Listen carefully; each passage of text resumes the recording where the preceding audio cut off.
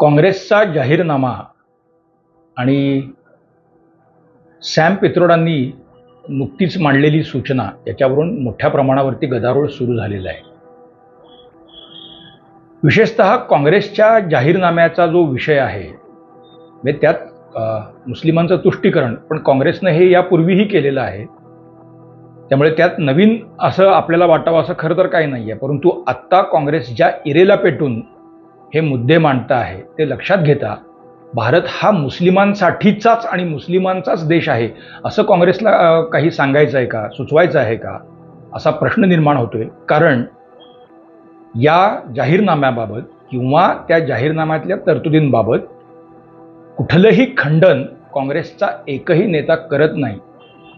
उलट त्या पक्षाचे अध्यक्ष मोदींनाच भेटून आमचा जाहीरनामा काय आहे ही समजवायची भूमिका घेतात। हे सगळंच अनाकलनीय आहे।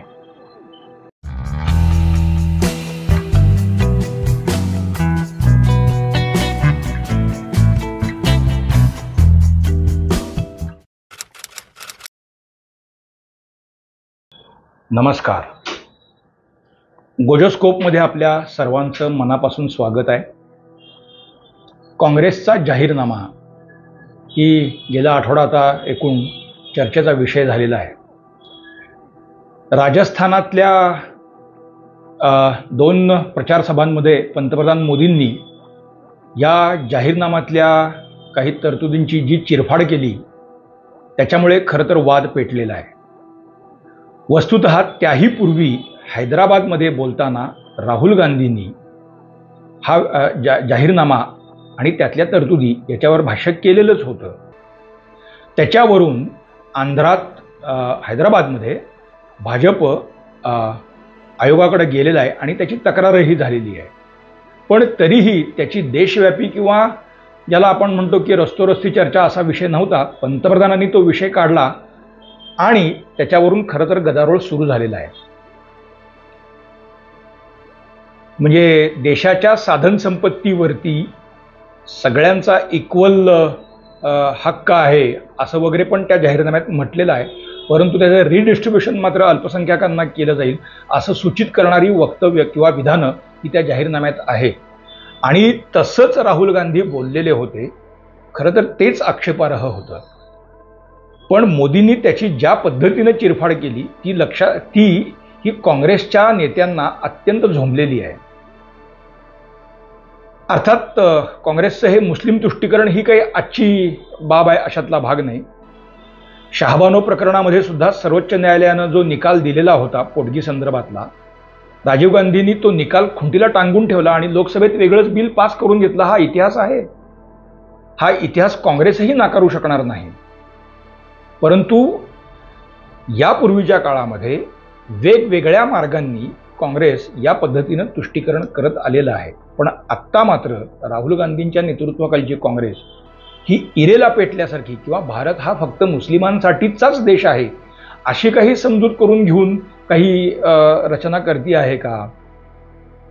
म्हणजे संपत्तीचं वाटप आम्ही या देशभरातल्या सगळ्या श्रीमंतांच्या संपत्ती आम्ही ते अमॅलगमेट करणार, त्या सोन्याचं आम्ही इव्हॅल्युएशन करणार आणि मग त्याचं रिडिस्ट्रीब्युशन करणार असं सांगतायत। देशभरातलं मरू दे, पण आत्ता काँग्रेसचं सरकार कर्नाटकात आहे, तेलंगणात आहे। काँग्रेसचे म्हणजे कर्नाटकातले जे उपमुख्यमंत्री आहेत DK शिवकुमार, त्यांच्याकडे अमाप संपत्ती आहे। काँग्रेसचे तिथले सगळ्या नेत्यांकडे मोठ्या प्रमाणावर संपत्ती आहे। एवढंच कशाला, या राहुल गांधींचे जे जावई आहेत म्हणजे गांधी कुटुंबाचे रॉबर्ट वद्रा, तेही काही गरीब नाही आहेत। तर आधी घरापासून सुरुवात करा अशी टीका आता सुरू झालेली आहे। कर्नाटकातल्या काँग्रेस नेत्यांची संपत्ती खरं तर ती सगळी एकत्र केली पाहिजे आणि कर्नाटकातल्या लोकांना तुम्ही ती वाटली पाहिजे। इथे जे काही गरीब आहेत त्यांना, इथं तुमचं सरकार आहेच ना। आम्ही सत्तेवर आल्यास 1 लाख रुपये इथल्या गरीब महिलांना देऊ। कर्नाटकात सरकार आहे, तेलंगणात सरकार आहे। काँग्रेसनं खरं तर तिथं हा पायंडा पाडून द्यायला हरकत नव्हती। परंतु असं काहीही न करता हवेतल्या गप्पा मारता मारता राहुल गांधी इतक्या पुढे गेले आणि नको ती वक्तव्य ते करत राहिलेले आहेत। अर्थात ती नको ती अशातला भाग नाही आहे। ते कोणाला डिवचतायत की ही काँग्रेसची रणनीती आहे असाच प्रश्न खरं तर यातून निर्माण झालेला आहे। पण त्याहीपेक्षा गंभीर बाब ही हा देश हा फक्त मुस्लिमांचाच आहे असं काँग्रेस काही मानतंय का, असं वाटण्यासारखी परिस्थिती आता निर्माण झालेली आहे. बघा, आत्ता कर्नाटकात काँग्रेसचं सरकार आहे आणि त्यांनी तिथे एक निर्णय घेतलेला आहे. मागं आपण बघितलंच, कर्नाटकातच निर्णय घ्यायला गेलेले होते सरकार की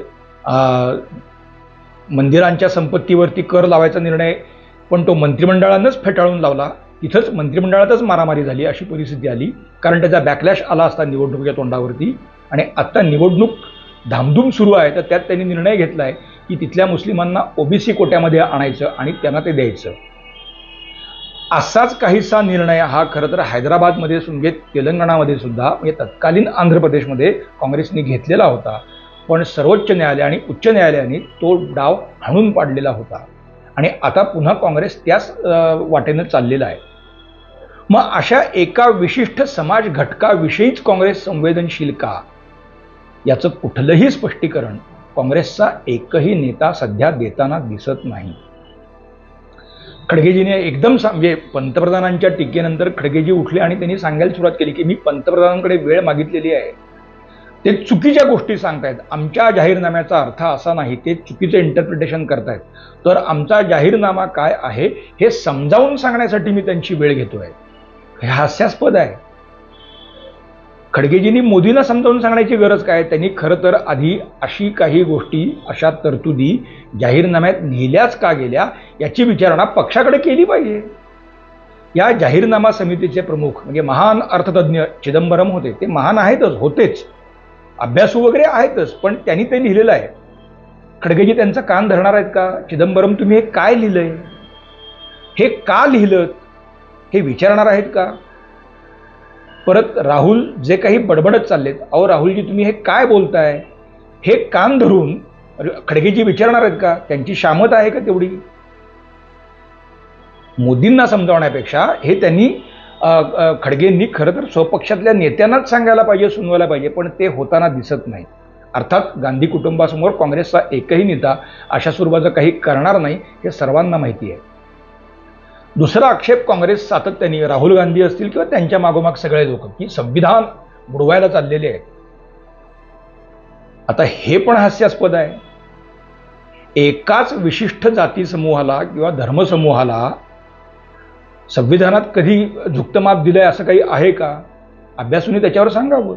मग एकाच धर्मासाठी ही जी तळमळ सगळी सुरू आहे आणि त्यांना अनुलक्षून तुम्ही गोष्टी करणार आहात, मग हे संविधानाला अभिप्रेत आहे काय?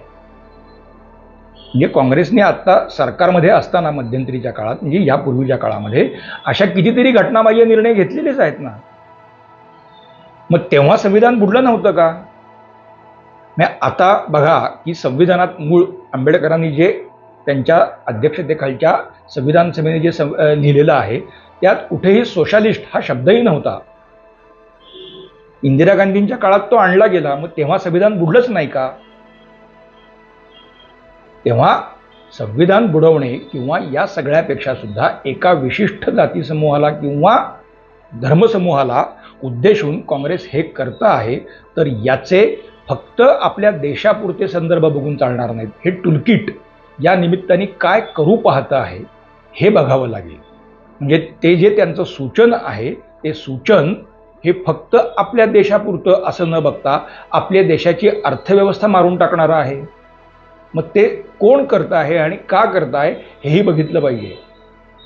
राहुल गांधींच्या या वक्तव्याचे फक्त हिंदूमध्येच असे काही पडसाद उमटले असं जर आपण मानायला गेलो तर आपण दुधखळे ठरवू. याची सगळ्यात मोठी रिॲक्शन अजून आपल्याला ती लक्षात येणार नाही, पण केरळमध्ये ख्रिश्चन समाज मोठ्या प्रमाणावरती आहे. त्या समाजातही उद्योगपती आहेत, पैसेवाले लोक आहेत, चर्च ही मोठी संस्था आहे, त्यांच्याकडेही पैसे आहेत. मग हे जे काही मुस्लिम तुष्टीकरणाची भूमिका काँग्रेस घेत आहे ही केरळात, तमिळनाडूत, ही खरं तर ख्रिश्चन समाजाला अत्यंत धोकादायक पद्धतीची आहे. मग तो समाज यांच्या मागे उभा राहणार आहे का? मग हे कुठल्या भारताविषयी राहुल गांधी बोलत आहेत हे सुद्धा राहुल गांधी आणि त्यांच्या सगळ्या बगलबच्च्यांनी आता सांगण्याची आवश्यकता आहे. या देशात हिंदू किंवा मुस्लिमांशिवाय अन्य जाती समूह पण आहेत. पारसी समुदाय आपण घेतला तर तो उद्योग जगतातला आहे, मोठमोठ्या प्रमाणावरती आहेत. मग त्यांची संपत्ती तुम्ही काढून घेणार आहात का? प्रश्न अनेक आहेत. परंतु अशा स्वरूपाचा बुद्धिभेद करणं यातून काँग्रेसचं भलं होणार नाही. उलट पहिल्या टप्प्यात जे काही कदाचित एका अपप्रचारातून कमी मतदान झाले त्यामुळे 400 पार होणार नाही असा जो काही अपप्रचार सुरू झाला होता त्याला एका पद्धतीनं सॅम पित्रोडा आणि राहुल गांधी यांनी सुरुंग लावलेला आहे. सॅम पित्रोडा सांगतात की अमेरिकेत अशा स्वरूपाचा कायदा आहे. आता त्यांनी तो जो काही भूमिका मांडलेली आहे, त्यांची जी सूचना आहे, अमेरिकेत कायदा आहे परंतु तो सगळ्या राज्यात एक समान नाही. इथले अनिवासी भारतीय तो कायदा काय आहे तेच आता सोशल मीडियावर सांगायला लागलेले आहेत. पण याहीपेक्षा एक महत्त्वाचा भाग आहे. अमेरिकेतली कुटुंब व्यवस्था जर आपण लक्षात घेतली आणि भारत असेल किंवा उपखंड असेल किंवा एकूण आशियाई समाज असेल तर इथली कुटुंब संस्था जर आपण लक्षात घेतली तर या दोन कुटुंब संस्थांमधल्या मानसिकतेतच फार मोठ्या प्रमाणावरती फरक आहे. मग त्या फरकाचं काय? केवळ कुठेतरी काहीतरी आहे म्हणून ते आपण घ्यावं तर अशा स्वरूपाची कॉपी टू पेस्ट कुठलाही समाज सहजपणे करत नाही.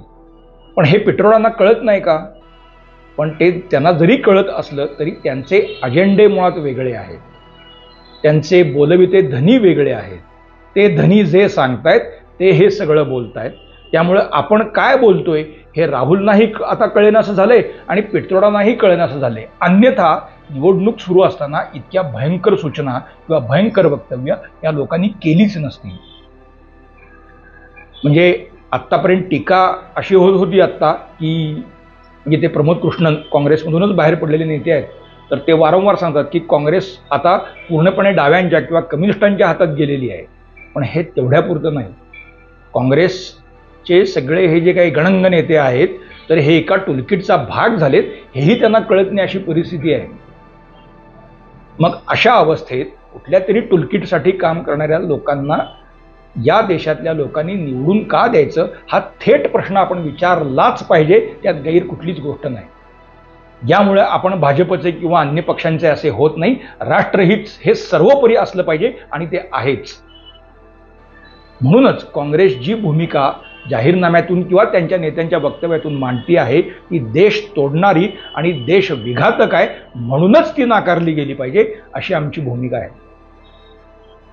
मित्रांनो, आमचं आजचं विवेचन आपल्याला कसं वाटतं आम्हाला आवर्जून सांगा. तुमच्या सूचनांचं स्वागत आहे. लाईक करा, शेअर करा, सबस्क्राईब करा गोलोस्कोप. धन्यवाद.